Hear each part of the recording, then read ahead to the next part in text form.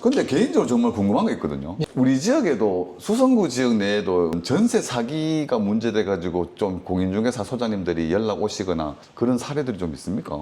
수성구 지역에는 이게 전세 사기가 크게 지금 난 건 없어요. 네. 다행스럽게도 수성구 지역은 주로 이제 전세 사기가 어떤 데서 많이 나냐 하면 아파트가 많이 있는 수성구 지역보다 예. 빌라나 원룸 건물이 많은 예. 곳에서 전세 사기가 많이 일어납니다. 수성구는 그렇게 사건화되거나 문제된 소장님들이 아직 안 크게 계시네, 그죠? 문제가 된 사례는 크게 없습니다. 최근에는 뭐 남구 같은 경우는 그 원룸업 하시는 분이 구속돼가지고 예. 11년형인가? 예. 12년형 받았거든요. 남구가 예전부터 네. 이렇게 사회적으로 표면화, 기사화되기 전부터 네. 제가 예전에도 제가 남구에 조금 더 중개를 한 적이 있는데 네네네. 제가 그때도 원룸 매매를 했습니다. 네. 원룸 매매를 하다 보면 그 건물을 지어서 임차인들을 다 거기다가 다 임대차를 시키고 그렇죠. 그리고 위에 이제 보통 그 건물주가 네. 살게끔 이렇게 설계를 해서 이렇게 예. 하는 경우가 많은데 대부분 이제 그걸 할 때 네. 이게 너무 허술해요. 네. 호술해서 전세 사기를 전세로 들어가는 것 자체가 네. 되게 리스크가 큰데 그거를 뭐 중개를 하기 위해서 그냥 바로바로 그 사람들 막 집어 넣다 보면 주인이 이제 그걸 감당할 수 없는 경우가 생기면 네. 부지불식간에 피해자를 양산해가면서 순식간에 경매로 넘어간다든지 네. 전세 사기가 예전부터 많이 일어났습니다. 네. 뭐 사실 저희도 생각해 보면은 원룸에다가 원룸 한 칸도 전세 놓고 전세 4천, 5천 전세 놓을 때 사실 앞에 들어와 있는 미리 들어와 있는 세입자들의 어떻게 세입자들이 뭐 전세가 몇 개가 들어와 있는지 보증금이 얼마 들어와 있는지 선순위가 누구인지도 모르고 중개를 하는 경우가 많았죠 또. 지금 현재도 많이 그렇죠. 이렇게 홍보를 해서 예전보다는 환경이 많이 좋아졌음에도 네, 불구하고 원룸을 하시는 분 중에는 네. 정식 중개사 소장님보다 저희같이 중개사 소장들은 오랫동안 공부를 해서 네. 자격증을 따고 그 어떤 과정들을 거쳐서 네. 이걸 하기 때문에 사고가 나면 저희들도 공인이기 때문에 네. 본인한테 피해가 가죠. 네네. 그래서 그거를 어쨌든 간 조금이라도 더 꼼꼼하게 그렇죠. 조심하겠죠. 조심해서 이제 설명을 다 하는 경향이 있는데 네. 이렇게 정식으로 저희같이 공부를 안 한 분들은 네네네. 일단 영업을 우선으로 하기가 그렇게 하다 보면 이제 꼼꼼하게 이걸 다 설명하고 영업하는 것보다 이제 바로바로 특별하게 문제 없으면 대부분 이제 또 크게 문제가 없어요. 네. 한 8, 90% 문제가 없다가 이제 한 번 터지면 이제 네. 피해가 너무 커지는 거니까. 사람들이 너무 영업 중심으로 하다 보면 이제 그런 걸 다 못 챙기고 이제 하는 경우가 많습니다. 그러다가 결국은 이제 소비자, 특히 이제 임차인들이 이제 피해를 보는 경우가 네. 많이 생깁니다. 그 주먹구구식으로 이제 영업에만 수수료에만 욕심을 내다 보면 좀 사고가 날 수 있는 예. 그런 예. 환경이었던 것 같고 지금도 그게 아직까지도 그런 환경이고 지금도 그렇습니다. 예, 지금도. 그래서 최근에 이제 정책적으로 나온 거는 계약을 안 하더라도 계약을 하려고 하는 시점에서도 임대인의 그 자산 상황이나 그 개인 정보를 가지고 국세 완납이라든지 이런 걸 확인할 수 있는 제도가 들어왔지 않습니까? 예, 제도가 돌아왔는데 그 제도가 아파트 전세, 월세 할 때는 네. 반드시 소장님들이 그걸 다 체크를 합니다. 네네네네네. 근데 이제 원룸을 할 경우에는 네네. 그걸 일일이 이제 크게 월세가 뭐 한 30, 뭐 네. 25만 원 뭐 이렇게 하는데 이제 일은 상당히 많거든요. 네네네. 중개사 입장에서는 중개 보수가 100만 원 넘는 거 일을 하거나 네. 뭐 한 10만 원 정도 되는 일을 하거나 하는 일은 똑같습니다. 맞습니다. 근데 그걸 일일이 지방세, 국세, 네. 그 임대인의 그런 걸 모든 걸 파악한 다음에 네네네. 또 이분이 여기에 원룸 말고 또 다른 건물 몇 개 있는지 네. 그런 걸 다 조사한 다음에 이제 그거를 임차인한테 다 통보를 해줘야 되는데 네. 실제로 문제 있는 사람 같으면 이제 안 들어올라 하겠죠. 그렇죠. 그렇게 다 해서 할 경우가 쉽지 않다고 생각합니다. 아직까지도. 참 어려워지는 것 같습니다. 중개사도 어렵습니다. 네. 손님들도 이제 조심하셔야 되는데 이제 그런 걸 요구하시면 중개사 그걸 상담하는 중개사는 아무래도 조금 더 신경 쓸 수 있다고 생각합니다. 뭐 환경은 어려워졌지만 어쨌거나 뭐 소비자나 고객의 입장에 봐서 뭐 고객이나 소비자 입장에서 봤을 때는 중개사분들이 꼭 이제 짚어줘야 되는 그런 부분은 맞는 것 같습니다. 맞습니다. 지회장님 모시고 여러 가지 얘기를 좀 들어봤습니다. 마지막으로 지회장님 한 말씀 하실 게 있을까요? 여러 가지 이야기를 뭐 제가 계속 했기 때문에 네. 특별하게 드릴 말씀은 없고 요즘 뭐 직거래라든지 네. 이런 것들이 이제 당근이라든지 네. 여러 가지 플랫폼에 뭐 피터팬이라든지 이렇게 많이 직거래를 많이 하시는 분들이 계시는데 네네네.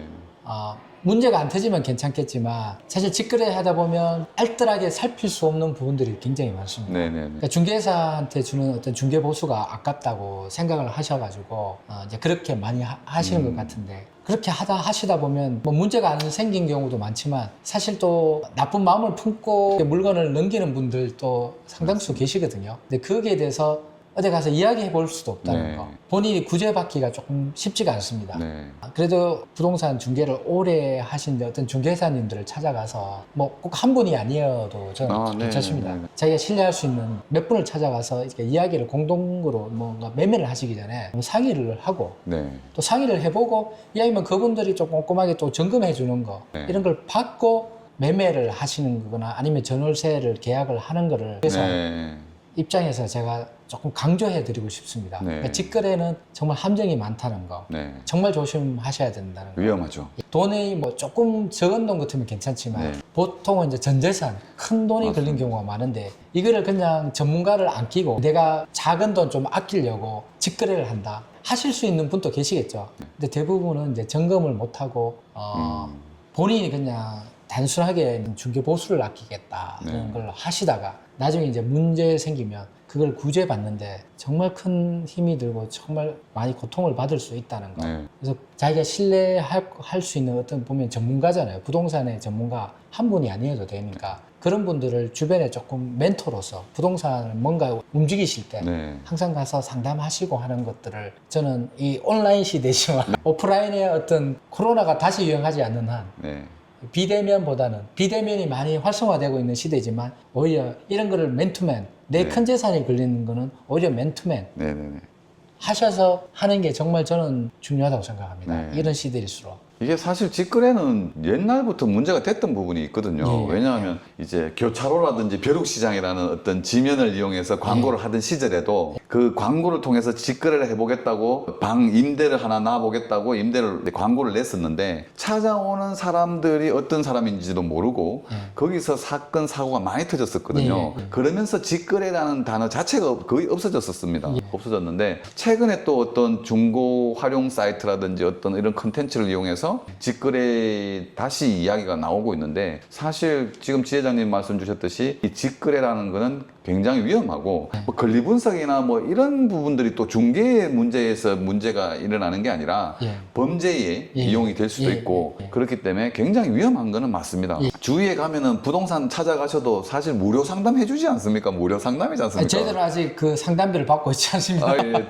돈 받고 상담해 주는 것도 아니고. 네, 세무사 같은 경우는 지금은 상담비를 받고 있습니다. 네, 그러니까요. 그래서 부동산 가시더라도 무료로 상담하고 좀 이 안전이라든지 모든 부분을 좀 짚어서 이렇게 실행을 좀 해야 되는데 섣불리 진짜 이게 수수료를 아끼기 위한 그런 것만 가지고 접근하면은 위험할 수 있는 부분이거든요. 예, 큰 자산이 있기 때문에 더 네. 조심하시라고 네. 말씀을 좀 드리고 싶습니다. 공인중개사협회의 지회장님이시긴 하지만 중개사들을 이용해야 중개사분들이 소득이 생긴다는 이런 접근은 아닌 것 같고 이제 그런 것보다는 일단 위험하기 때문에 직거래는 일단 공인중개사분들을 좀 통해서 이렇게 부동산 거래를 하는 게 맞다고 보시는 근데 거죠. 자기 자산을 지키는 입장에서는 네. 조금 돈을 내가 내더라도 그게 내가 안전하게 네. 그리고 어떤 여러 가지 어떤 상황들을 내가 집을 사고 팔거나 내가 뭐 임대차를 하거나 여러 가지 어떤 전체 상황들을 흩어보고 그러니까 흩어서 전문가가 짚어주는 이야기를 듣고 거래를 하시는 게 내 자산을 잘 지킬 수 있는 길이라고 제가 조금 감히 말씀드리고 싶습니다. 네네네. 하여튼 오늘 장시간 통해서 여러 가지 말씀 주셔서 너무 감사드립니다. 아닙니다. 저도 이렇게 이야기를 할 수 있어서 저도 감사하게 생각합니다. 네. 또 궁금한 점들은 우리 지회장님한테로 바로 또 연락을 주시더라도 언제든지 알겠습니다. 상담을 해 주시겠죠? 예, 상담해 드리겠습니다. 하여튼 긴 시간 너무 감사드립니다. 그런 그 사건 사례 또 전파된 거 있는 것 같아요. 이제 그 오피스텔 비밀번호를 알아가지고 자기가 집주인인, 그러니까 처음에는 집을 그 임차인을 가장해서 집을 보러 가서 비밀번호를 공인중개사가 누르는 비밀번호 알아낸 다음에 그 다음엔 자기가 또 그걸 다시 광고내가지고 자기가 주인 행세를 주인 행세해가지고 돈을 받고 돈 받고 그런 것도 있고 문제점이 많이 있는데 어떤 사고 또 사건 사고 하나 터지게 되면은 네. 또 그게 직거래가 또 아마 위험하다는 걸 느끼게 되긴 될 것 같은 근데 이게 한데 계속 반복적으로 이게 사고 나기 전에 아. 이게 좀 인식을 좀 해야 되는 부분이 그러니까 있을 것 자기가 같습니다. 뭐 중개 보수 아깝다고 해서 이제 안 오는데 그리고 상담이라도 오면 저 같은 경우는 이제 제가 거래를 안 하더라도 계약을 못 하더라도 네네네. 일단 대강 이렇게 되면 물으면 답을 해줄 수밖에 네, 없잖아요. 그렇죠. 찾아왔는데 이렇게 하려고 하는데 이걸 좀 이렇게 해달라 해줄 수밖에 없는 상황이에요. 맞습니다. 최소한의 이야기는 해줄 수밖에 없거든요. 그렇죠. 그렇게 진행을 해야 안전하지. 제가 어떤 타 지역에 어떤 투자를 하고 싶어서 가면 저 중개사 찾아가거든요. 그건 당연하죠. 중개사 찾아가 그 지역에 당연하지. 대해서 그걸 물어보고 아니 그래 듣고 이거 많이 아시고 하면 또 이분 통해서 하면 내가 조금 그래도 신뢰감도 생기고 근데 큰 돈을 이렇게 투자를 하는데 이걸 좀 주고 하는 게 낫지 않나 이런 생각을 하는데 이제 그거를 이제 아끼려고 하시다가 이제 뭐 중개사도 사실 그러면 서로가 안 좋은 거죠. 중개사는 장사를 못해서 안 좋고 네. 본인은 또 피해가 생기면 이제 돌이킬 수 없는데 그렇죠. 큰 돈, 그것도 작은 돈 같으면 뭐 내가 아유 없는 셈 치지 이러면 네. 되지만 큰 돈을 잃어버리는 상황인데 그거에 대해서 그렇게 너무 무책임하게 직거래를 한다? 사고는 계속 터지고 있고 이런 거는 이제 사실 진짜 공익적인 거니까 예. 뭐 그런 걸 거 계속 전달을 주는 것도 그렇습니다. 방송에서 이렇게 어차피 유튜브나 방송 채널에서 직거래 위험성 네. 뭐 이런 것들은 조금 계속 이렇게 반복적으로 한 번으로 끝나는 게 아니라 방송 보시는 분들이 사람들이 이제 머리에 조금 인지가 되도록 네. 직거래하면 이거 내 리스크를 모든 걸 다 감당해야 돼. 많이 알아봐야 된다. 이런 것들을 좀 심어줘. 또 이 하다가 또 세대가 흘러가면 또 사그라들었다가 네. 또 세대가 바뀌면 또 다시 또 직거래를 네. 하죠. 계속 반복이 뭐 하긴 한데 약간 캠페인 같은 거는 중개사뿐 아니라 일반 사람들 상대로 좀 저는 필요하다고 생각합니다. 네.